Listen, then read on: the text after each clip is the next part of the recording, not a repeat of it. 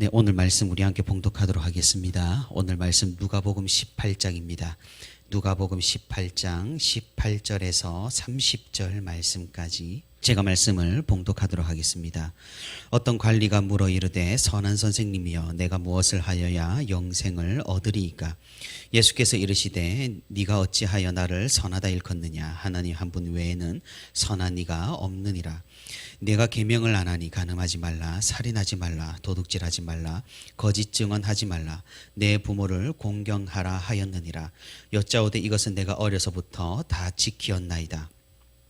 예수께서 이 말을 들으시고 이르시되 내게 아직도 한 가지 부족한 것이 있으니 내게 있는 것을 다 팔아 가난한 자들에게 나눠주라. 그리하면 하늘에서 내게 보화가 있으리라. 그리고 와서 나를 따르라 하시니 그 사람이 큰 부자이므로 이 말씀을 듣고 심히 근심하더라.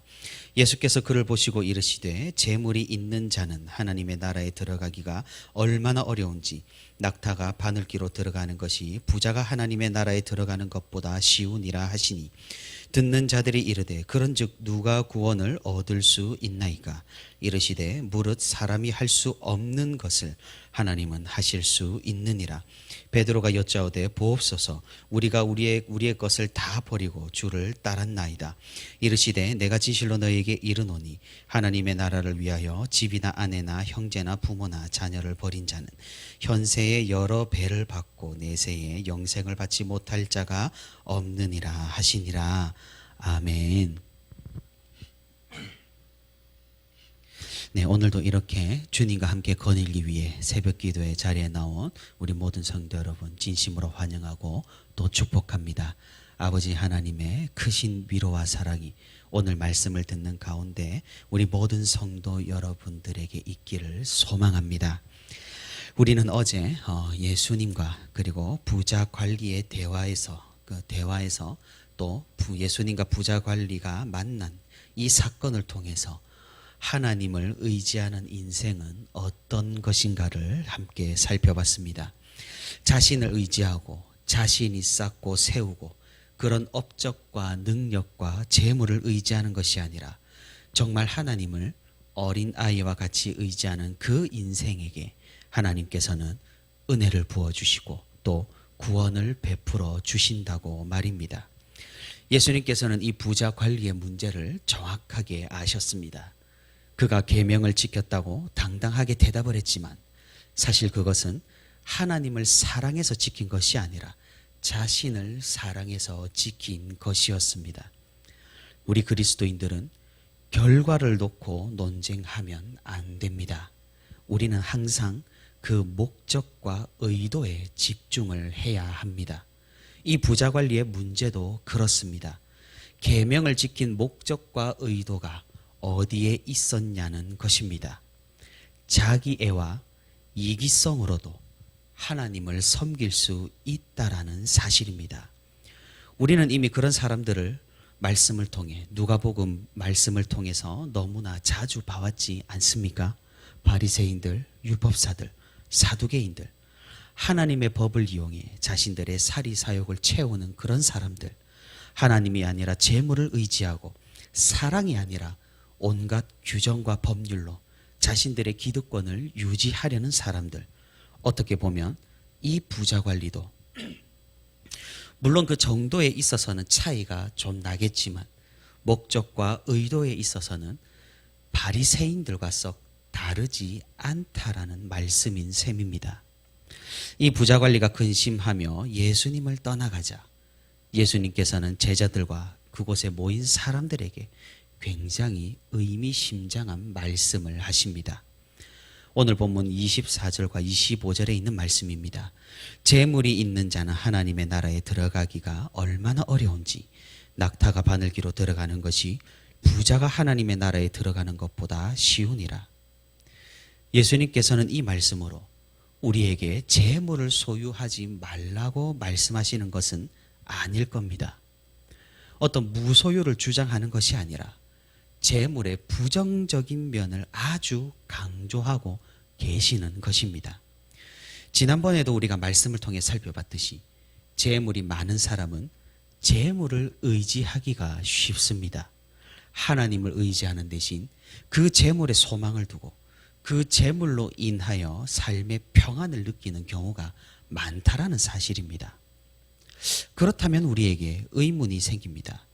부자가 천국에 들어가는 것이 어렵다면 그럼 가난한 사람은 천국에 들어가기가 수월할까요? 여러분의 생각은 어떻습니까? 성도 여러분 중에 이렇게 생각하는 분이 계실지 모르겠습니다.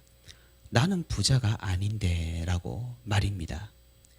그런데 제가 생각하기에 이 당시 부자와 오늘날 재벌과 같은 그런 부자들과 동일시하면 안 될 것 같습니다. 우리는 발전된 시대 상황 가운데 예수님 이 당시 부자들과 비슷한 삶을 살고 있다는 사실입니다.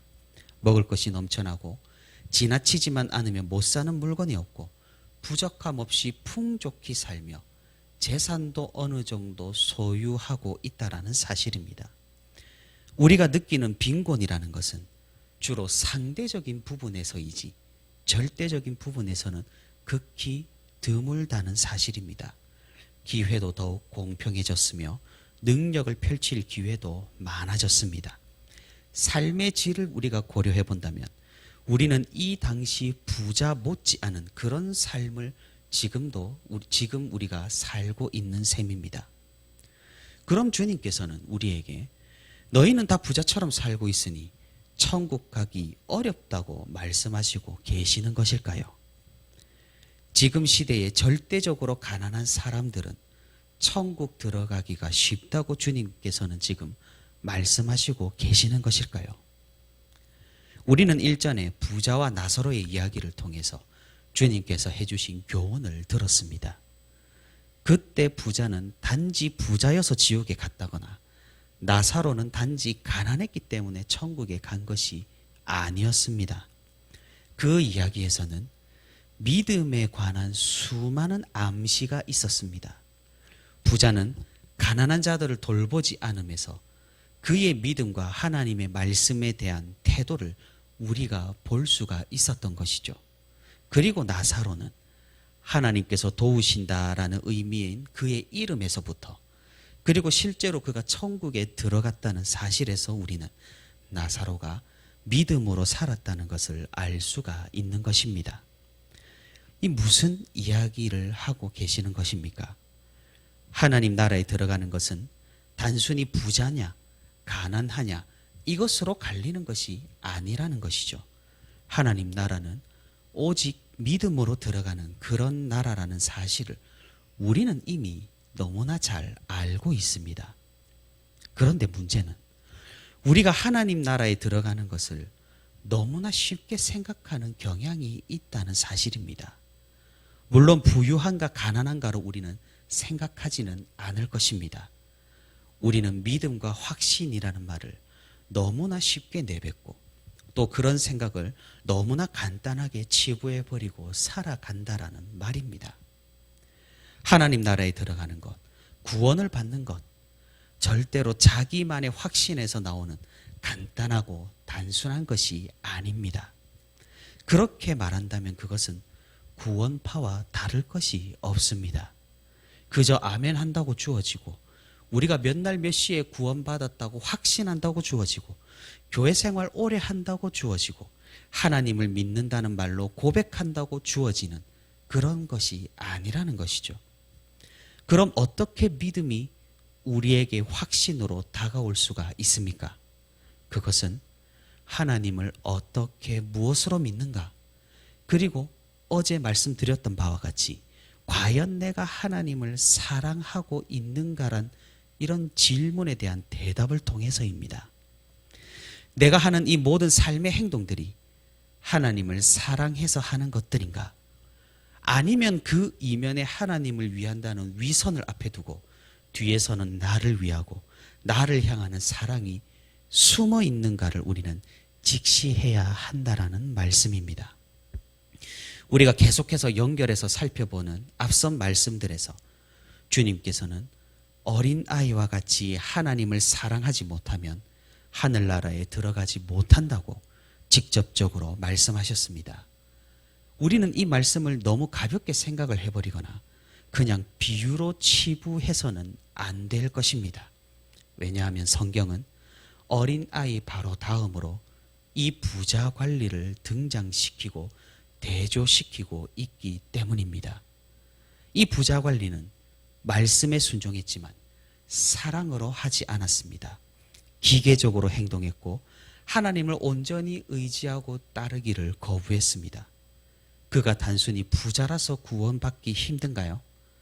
그렇다면 가난하다면 구원받기 쉬운가요? 전혀 그렇지 않습니다.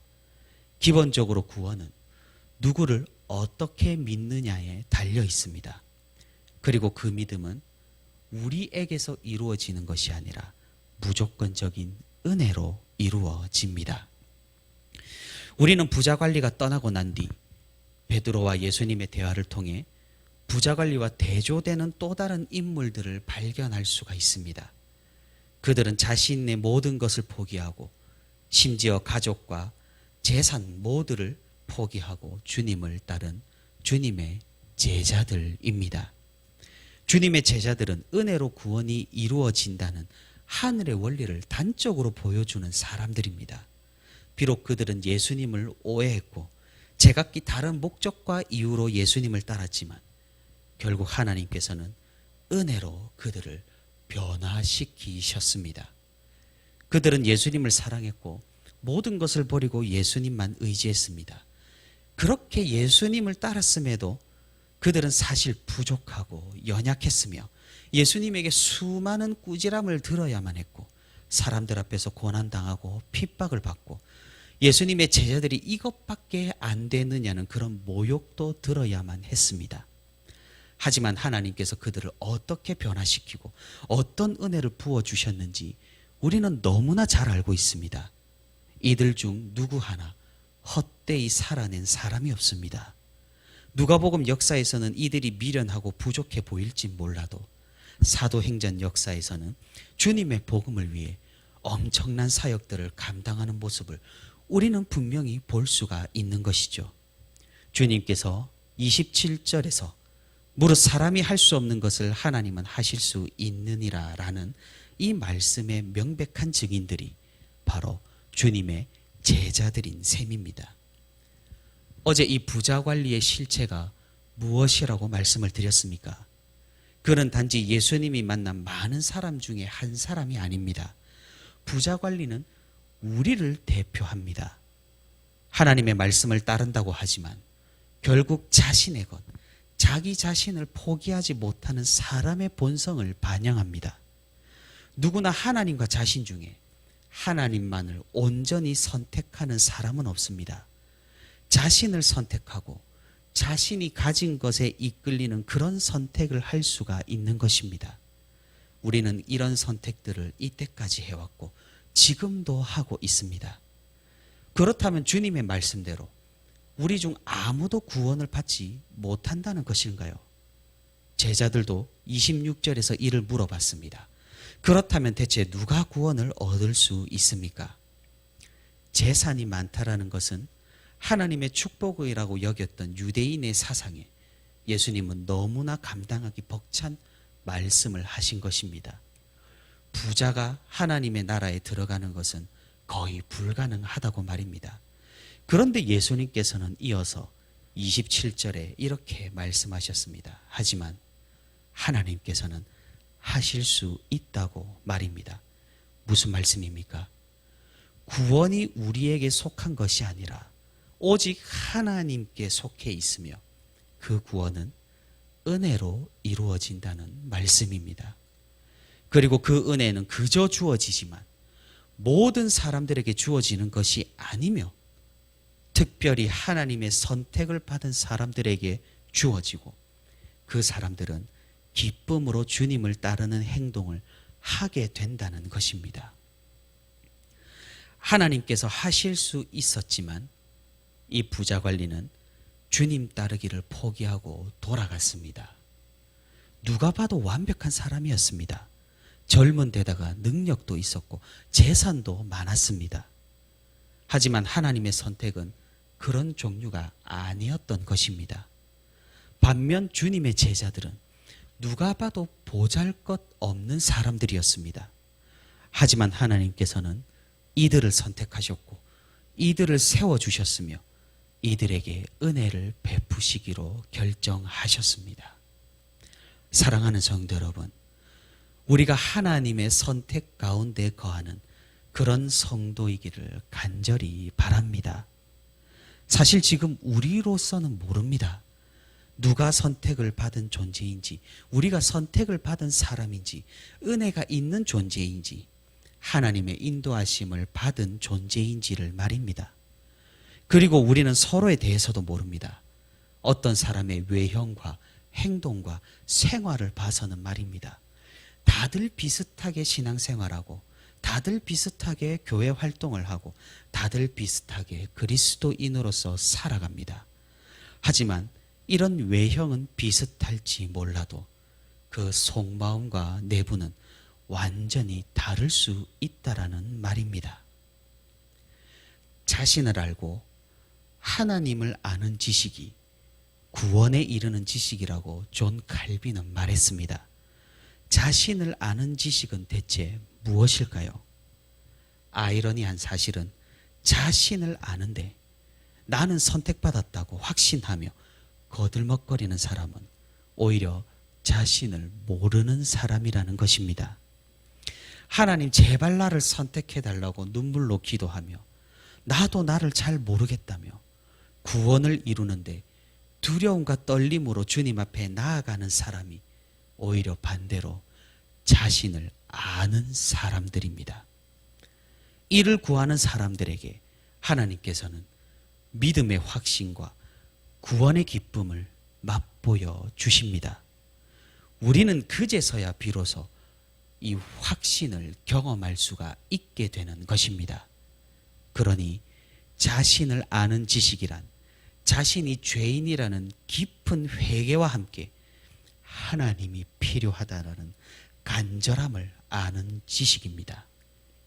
하지만 이것만 있다고 모두 구원받는 것은 아닙니다. 하나님을 아는 지식, 즉 하나님을 바로 알아야 합니다. 성경에 계시된 그대로의 하나님을 우리는 알아야 합니다. 그래서 하나님을 잘못 알고 있는 다른 이교와 이단에게는 결단코 구원이 없습니다. 제 아무리 그들이 자신을 아는 지식이 조금은 있어서 겸손하고 겸허하고 사회적으로 귀한 대접을 받고 명망이 있다고 할지라도 하나님을 아는 지식이 없으니 망할 뿐입니다. 이 두 가지 지식은 은혜로 주어집니다. 우리에게 은혜로 주어지는 값없는 선물입니다. 하나님을 아는 지식과 우리 자신을 아는 지식이 충만하여 믿음의 확신, 구원의 확신 가운데 거하는 우리 모두가 되기를 바랍니다. 확신은 아무렇게나 믿습니다를 외치는 것이 아닙니다. 잘 모르고 헷갈리고 믿지 못하겠는데 어거지로 우리가 믿습니다를 외치는 것이 확신이 아니라는 것입니다. 하나님을 바로 아는 가운데 자신의 비참함을 깨달아 하나님의 은혜를 구하는 사람에게 주시는 그 값없는 은혜 가운데 확신이 있는 것입니다. 말씀을 맺도록 하겠습니다. 앞서 살펴본 세리와 비교되는 바리새인의 기도 기억을 하실 겁니다. 내가 11조를 했고 내가 하나님께 감사를 드렸으며 나는 이 세리보다 더 뛰어나고 하나님을 잘 섬기는 사람이다라는 이 바리새인의 기도는 우리가 듣기에도 굉장히 거북합니다. 우리 중에 저런 기도를 하는 사람은 감이 없을 거라고 제가 말씀드린 바 있습니다. 하지만 이 바리새인의 기도를 세련되게 직접적이지 않게 말해 본다면 아마 이 부자 관리와 예수님의 대화가 될 것입니다. 바리새인의 기도를 풀어서 그 거북한 표현들을 없앤다면 이 부자 관리의 고백과 다르지 않다라는 말입니다. 우리에게도 이 부자 관리처럼 기도하고 생각하고 이 바리새인처럼 기도하고 생각하는 경우가 있을 법하다는 사실입니다. 나는 이러하고 나는 저러하니 구원받고 은혜 받을 자격이 있다고 말입니다. 하나님께서 나에게 베풀어 주시는 것이 응당 다 당연하다고 말입니다. 나는 교회에서 이런저런 것들을 희생하며 신앙생활했으니 하나님께서는 당연히 나에게 복을 베풀어 주셔야 한다라는 그런 생각을 가질 수 있습니다. 그런데 그것이 어째서 당연한 것일 수 있을까요? 예수 그리스도께서 십자가에 달리시고 우리를 위해 하나님께 지불한 것들을 생각한다면 우리가 우리의 헌신을 희생이라고 감히 표현할 수 있겠느냐는 말입니다. 은혜는 당연한 것이 아닙니다. 은혜는 달라고 기도한다고 무조건 받을 수 있는 것이 아닙니다. 만약 정말 그렇다면 은혜는 은혜라고 할 수가 없고 공로라고 해야 할 것입니다. 우리가 자격 없음을 고백할 때 은혜는 부어집니다. 우리가 할 수 없음을 인정할 때 이 은혜는 찾아옵니다. 무릇 사람이 할 수 없는 것을 하나님은 하실 수 있느니라라는 예수님의 말씀이 이런 의미입니다. 사람이 할 수 없다고 인정하고 고백할 때 하나님께서는 은혜로 그 사람을 세워주십니다. 그리스도께서 그 낮은 곳으로 비하하셨을 때 성부 하나님께서 부활로 인치시고 가장 높은 곳으로 승기케 하신 것처럼 부어주시는 그 은혜에 우리가 감격하고 감사하며 나는 한 것이 없노라고 우리가 겸허하고 겸손할 때 하나님께서는 우리를 들어 올리실 것이며 우리를 영광 가운데 거하게 하실 것이며 우리를 하나님 나라로 인도하실 것입니다. 우리가 바리새인이나 부자관리와 같이 자신을 의지하고 자신을 사랑하는 그런 사람이 아니라 오직 하나님을 의지하며 나의 생명도 그분께 내어 맡기는 그런 어린아이와 같은 가장 낮은 곳에서 처절하게 회개하는 그런 세리와 같은 그런 참된 그리스도인들이 되기를 바랍니다. 오늘도 주님 앞에 나아가 겸허하게 우리 자신을 내어놓고 주님을 높여드리고 주님을 의지하며 하나님 앞에 나아가는 저와 우리 부천시민교회 모든 성도가 되기를 소망합니다.